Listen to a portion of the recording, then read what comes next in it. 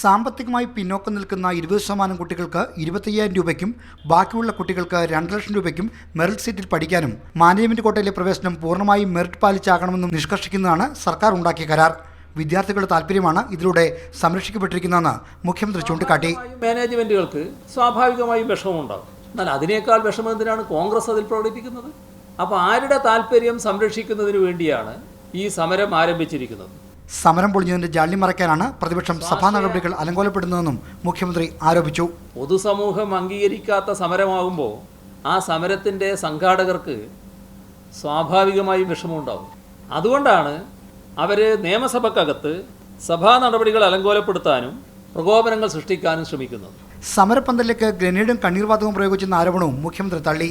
പന്തലിലേക്ക് കാറ്റടിച്ചപ്പോൾ പുക വന്നിട്ടുണ്ടാകും. അത് സ്വാഭാവികമാണ്. ചിലപ്പോൾ പുക കാറ്റിനെ നമുക്ക് ആർക്കും തടുത്തു നിർത്താൻ കഴിയില്ല.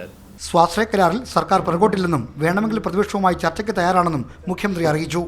മാതൃഭൂമി ന്യൂസ്, തിരുവനന്തപുരം. കോൺഗ്രസ് സമരം കോഴക്കാർക്ക് വേണ്ടിയോ എന്നാണ് സൂപ്പർ പ്രൈം ടൈം ചർച്ച ചെയ്യുന്നത്. ഈ വിഷയത്തിൽ പ്രതികരിക്കാൻ CPM നേതാവ് M. സ്വരാജ് MLA, കോൺഗ്രസ് നേതാവ് VT ബൽറാം MLA, BJP മുൻ സംസ്ഥാന അധ്യക്ഷൻ V. മുരളീധരൻ, രാഷ്ട്രീയ നിരീക്ഷകൻ സണ്ണിക്കുട്ടി എബ്രഹാം എന്നിവർ.